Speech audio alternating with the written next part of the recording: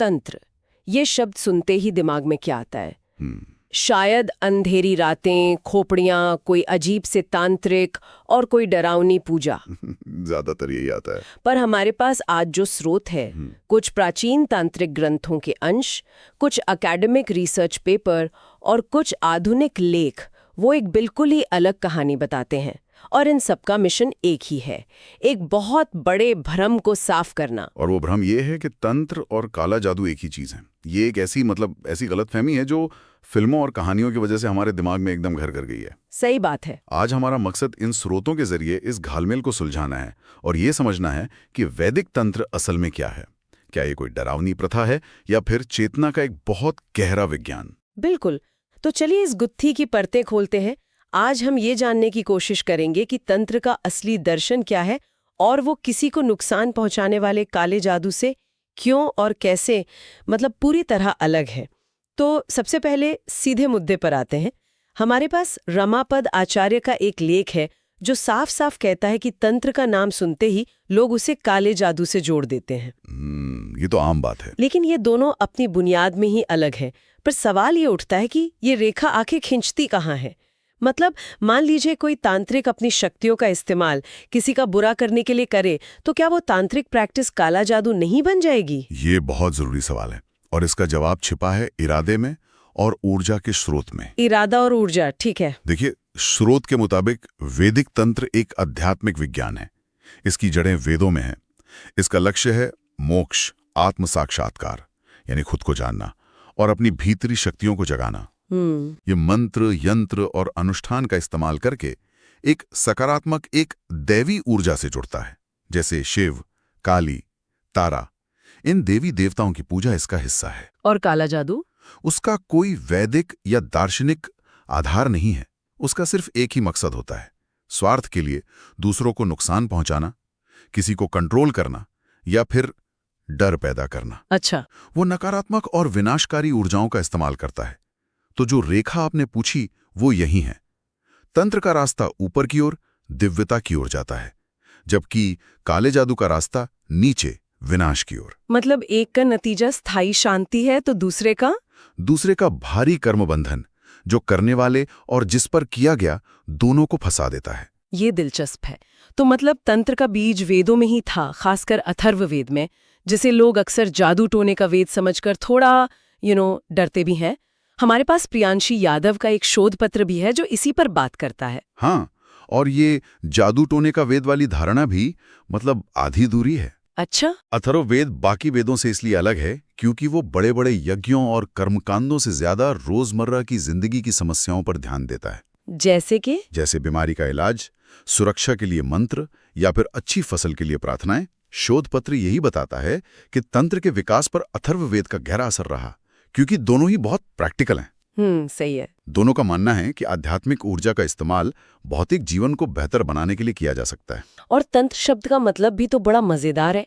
एक स्रोत बताता है कि इसका शाब्दिक अर्थ है बुनना या ताना बाना। बिल्कुल, ये एक बहुत गहरी उपमा है। इसका मतलब है परंपराओं और शिक्षाओं को धागों की तरह एक साथ बुनना, ताना बाना। हाँ, यानी ये किसी एक धागे की कहानी नहीं है, बल्कि कई धागों को मिलाकर एक पूरा कपड़ा बनाने जैसा है। तंत्र कोई एक अकेली किताब या पूजा नहीं है, बल्कि ये एक पूरा सिस्टम है, एक तकनीक है। अच्छा, एक सिस्टम। इसीलिए 5वीं शताब्दी के बाद हमें शैव, शाक्त, बौद्ध और वैष्णव सभी परंपराओं में तांत्रिक ग्रंथ मिलते हैं। ये एक फ्रेमवर्क है जिसे अलग अलग दर्शनों ने अपने हिसाब से इस्तेमाल किया। ठीक है, तो फिलॉसफी तो समझ आ रही है कि ये आत्मज्ञान का रास्ता है, लेकिन यहीं पर एक और बड़ी उलझन सामने आती है। हमारे पास तांत्रिक रहस्य नाम का एक स्रोत है जो तंत्र के 2 मुख्य मार्गों का जिक्र करता है, वाम मार्ग और दक्षिण मार्ग। और मुझे लगता है सारा कंफ्यूजन इसी वाम मार्ग से शुरू होता है। आपने बिल्कुल सही नस पकड़ी है। हाँ। दक्षिण मार्ग सीधा और सात्विक रास्ता है। इसमें साधक पंचमकार यानी मध्य, मास, मत्स्य, मुद्रा और मैथुन इनका सीधे तौर पर इस्तेमाल नहीं करता। वो इनकी जगह कुछ और इस्तेमाल करता है। हाँ, वो इनकी जगह सांकेतिक या वैकल्पिक चीजों का इस्तेमाल करता है, जैसे शराब की जगह नारियल पानी ले लिया। ठीक है, ये तो समझ आता है। लेकिन वाम मार्ग में इन चीजों का सीधा इस्तेमाल होता है। और यहीं पर आम आदमी के कान खड़े हो जाते हैं। 1 मिनट, यहां रुकते हैं। मद्य, मांस, मैथुन, ये शब्द सुनते ही कोई भी सोचेगा कि ये तो बस भोग विलास का एक आध्यात्मिक बहाना है। बिल्कुल। इसे योग कहना बहुतों के लिए समझना मुश्किल होगा। क्या ग्रंथ इस पर और रोशनी डालते हैं कि कोई साधक इन चीजों का इस्तेमाल करके आध्यात्मिक रूप से ऊपर कैसे उठ सकता है? हाँ, और यही तंत्र का सबसे क्रांतिकारी और सबसे गलत समझा गया पहलू है। तंत्र के अनुसार इन चीजों का प्रयोग भोग के लिए नहीं बल्कि योग के लिए होता है। भोग के लिए नहीं, योग के लिए। इसका सिद्धांत है कि जिस जहर से इंसान मरता है उसी जहर से दवा भी बनती है। जिन चीजों से इंसान बंधता है जैसे नशा, भोजन या यौन इच्छा, वाम मार्ग का साधक उन्हीं चीजों को साधना का उपकरण बनाता है। मतलब ये एक तरह की अग्नि परीक्षा है, आग से खेलकर आग पर काबू पाना। ठीक इसी तरह ये एक बेहद उन्नत और सच कहूं तो खतरनाक साधना है जिसे केवल एक योग्य गुरु की देखरेख में ही किया जा सकता है। अच्छा। इसका उद्देश्य इंद्रियों में डूबना नहीं है बल्कि उनके बीच रहते हुए भी उनसे ऊपर उठना है, चेतना के पार जाना है। जब इन गोपनीय साधनाओं को बिना समझे, बिना गुरु के या गलत इरादे से किया जाता है तो वो न सिर्फ खतरनाक होती हैं बल्कि बाहर से देखने पर काले जादू जैसी ही लगती हैं। बिल्कुल। लेकिन फिर वही बात, उद्देश्य में जमीन आसमान का फर्क है। एक का लक्ष्य मुक्ति है, दूसरे का सिर्फ नुकसान। ठीक है, ये बहुत बड़ा फर्क है। चलिए अब इन सिद्धांतों से हटकर देखते हैं कि कोई प्रामाणिक तांत्रिक ग्रंथ असल में कहता क्या है। हमारे पास कुलार्णव तंत्र का एक अंश है। ये तो सीधे भगवान शिव और देवी पार्वती के बीच की बातचीत है, मतलब सीधे स्रोत से आई जानकारी। हाँ, और ये अंश तंत्र की असल भावना को दिखाता है। इसमें शिव कहते हैं कि कुल धर्म यानी तंत्र का मार्ग वेदों और शास्त्रों से भी श्रेष्ठ और गुप्त है। वेदों से भी श्रेष्ठ? हाँ, वो कहते हैं कि ऊर्ध्वम नाय यानी ये ऊपरी परंपरा मोक्ष का सीधा और सबसे ऊंचा रास्ता है, और ये ज्ञान किताबों से, तपस्या से या तीर्थ यात्रा से नहीं मिल सकता। तो फिर कैसे मिलेगा? ये सिर्फ गुरु के मुंह से ही मिल सकता है। अच्छा, इसमें श्री पराप्रसाद मंत्र का भी जिक्र है जो ह स अक्षरों से बना है, और सबसे कमाल की बात यह है कि इसे हमारी सांस से जोड़ा गया है। हमारी सांस से? हाँ, ह मतलब सांस छोड़ना और स मतलब सांस लेना। एक मिनट, मतलब सबसे बड़ा तांत्रिक मंत्र हमारी सांस में ही छिपा है, ह स आते और जाते हुए। हाँ, ये तो जबरदस्त बात है। इसका मतलब तो ये हुआ कि हम हर पल अनजाने में सबसे शक्तिशाली मंत्र का जाप कर रहे हैं। यही तो तंत्र का सार है। वो कहता है कि ब्रह्मांड के सारे रहस्य कहीं बाहर नहीं, तुम्हारे इसी शरीर और तुम्हारी सांस में छिपे हैं। ये जीवन की सबसे बुनियादी प्रक्रिया को ब्रह्मांडीय ऊर्जा से जोड़ देता है। ये किसी और पर काबू पाने का विज्ञान नहीं है, ये खुद के शरीर और मन के रहस्यों को समझने का विज्ञान है। मंत्रों की बात हुई तो अब यंत्र पर आते हैं। हमारे स्रोतों में श्री यंत्र का बार बार जिक्र है, जिसे यंत्रराज यानी सभी यंत्रों का राजा कहा जाता है। ये देखने में तो एक बड़ा कॉम्प्लेक्स डिजाइन लगता है, लेकिन इसके पीछे का विज्ञान क्या है? श्री यंत्र सिर्फ एक डिजाइन नहीं है।